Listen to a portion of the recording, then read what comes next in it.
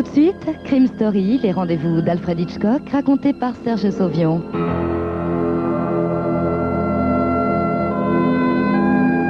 Aujourd'hui, profession tueur de Steve O'Connell.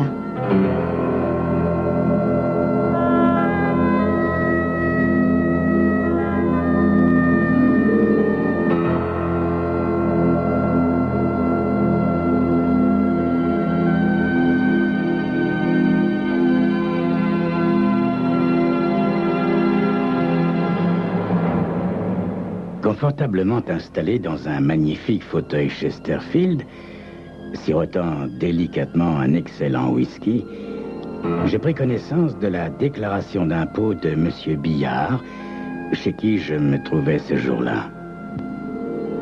Après l'avoir lu, je dis à mon hôte, « Monsieur Billard, vous déclarez avoir gagné 2 millions de francs lourds cette année. Une somme importante, n'est-ce pas ? Eh bien, voilà qui facilite la tâche du contrôleur des contributions que je suis. » C'est alors que je posai la question qui m'avait amené chez lui. « Monsieur Billard, comme profession, vous mentionnez tueur. » « C'est exact, monsieur Geoffroy. Ma profession est tueur. » Je l'observai un moment, puis secouai la tête. Nous apprécions l'humour autant que n'importe qui, monsieur Billard, mais j'ai l'impression qu'une déclaration de revenus n'est pas très indiquée pour ce genre de plaisanterie. Monsieur Billard était un homme corpulent, et quand il riait, c'est son corps tout entier qui se secouait. Vous êtes nouveau dans le secteur, n'est-ce pas, monsieur Geoffroy? Non. Ça fait des années que je suis ici, monsieur Billard. Il eut l'air surpris. Ah, voyez-vous, monsieur Geoffroy, d'habitude, on m'envoie toujours le plus novice pour hâter son initiation, je suppose. Je posais mon verre sur la petite table et croisais mes jambes.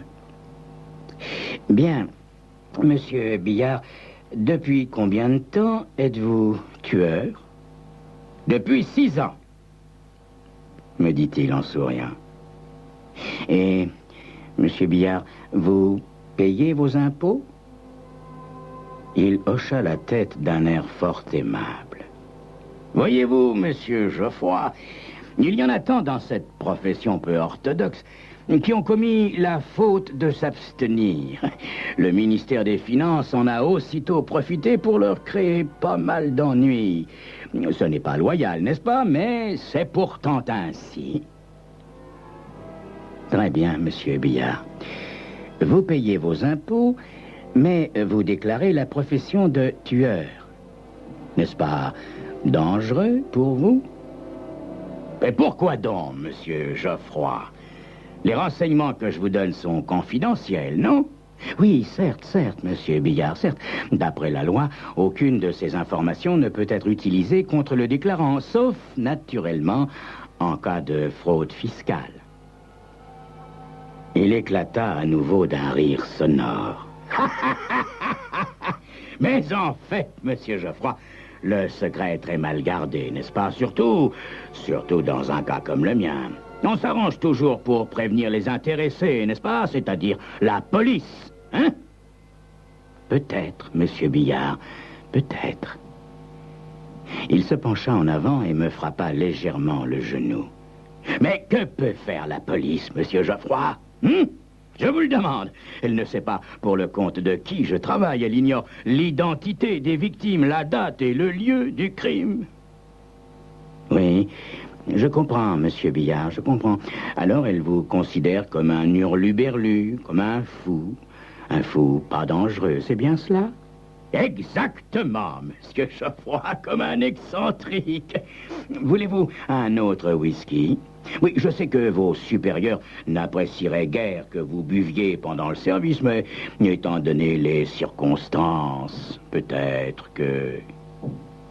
Oui, monsieur Billard. Étant donné les circonstances, je boirais volontiers un autre whisky.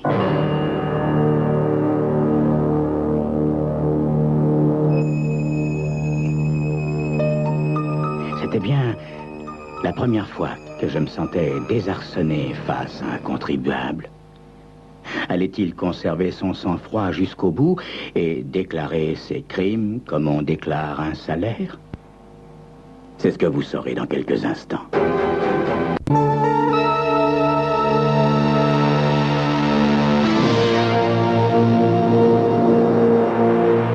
Je le regardais se diriger vers le bar. Dites-moi, monsieur Billard, la police ne vous a jamais pris en filature?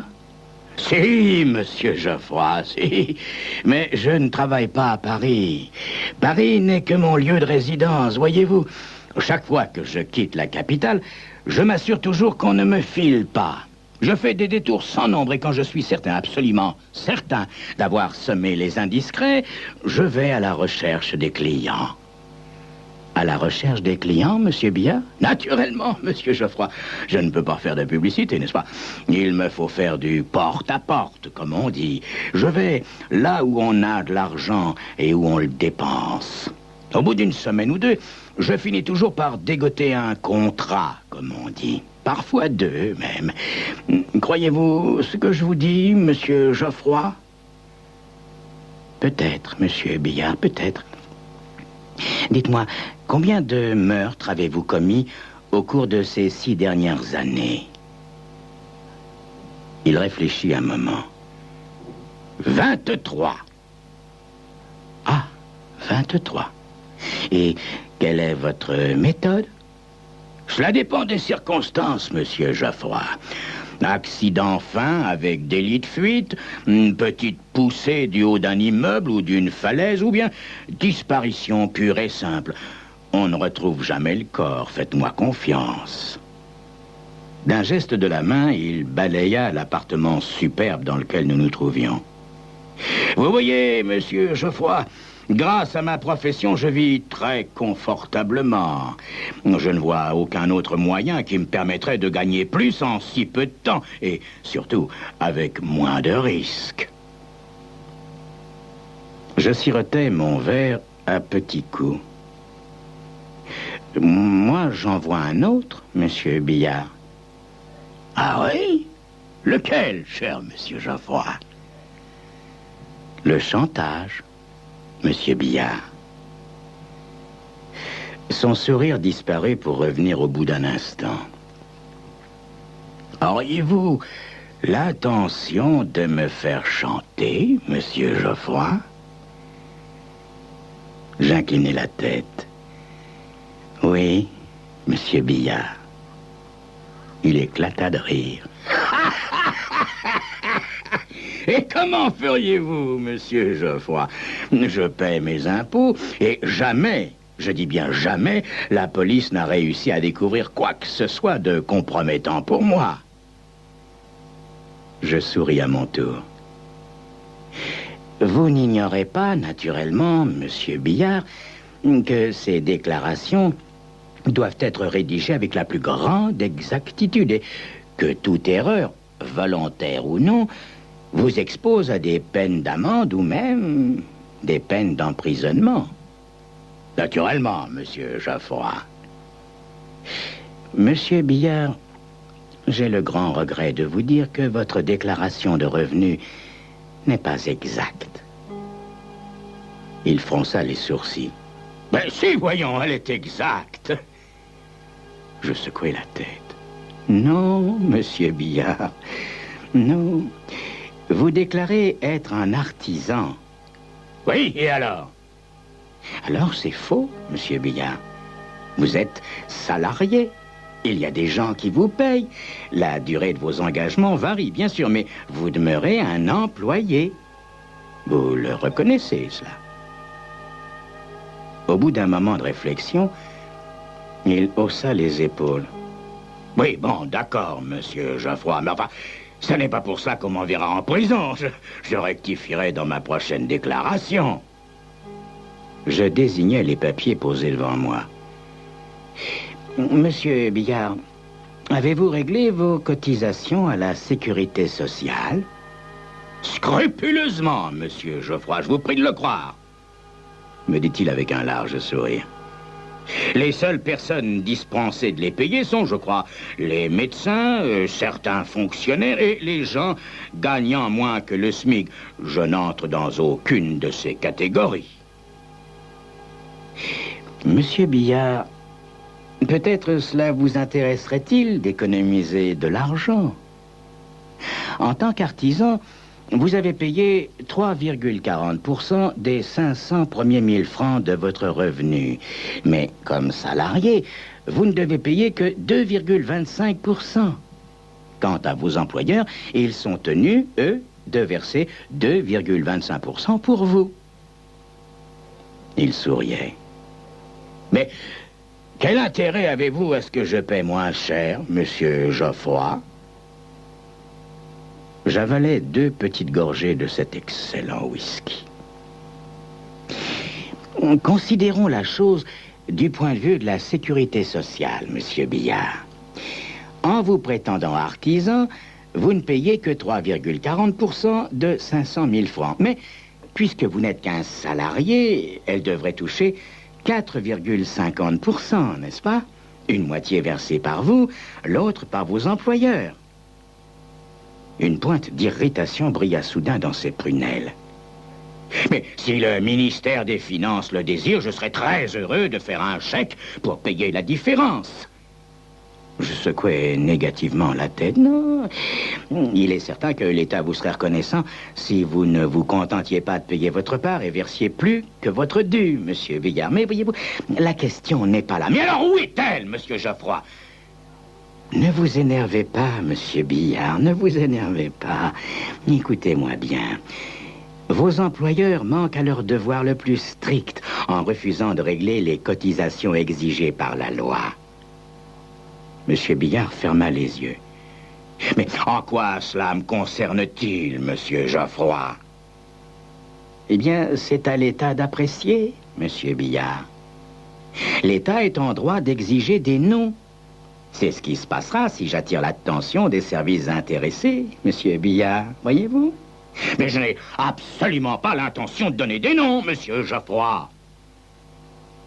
Ah.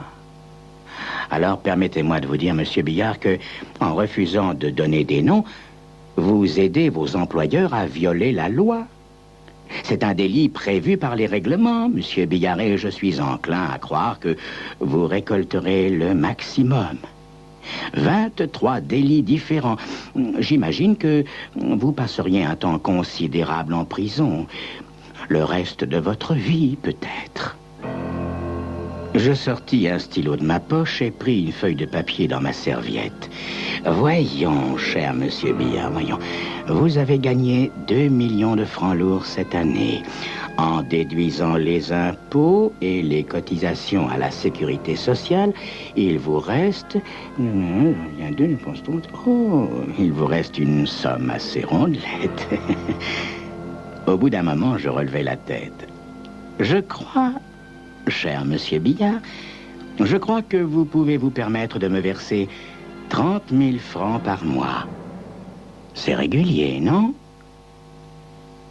Régulier ou non, monsieur Billard paya. Cela fait 5 ans que ça dure. Et tout à fait entre nous, je ne vois pas pourquoi cela changerait. La profession de monsieur Billard compte, hélas, ou tant mieux, très peu de chômeurs. C'était Crime Story, les rendez-vous d'Alfred Hitchcock racontés par Serge Sauvion, aujourd'hui Profession tueur de Steve O'Connell.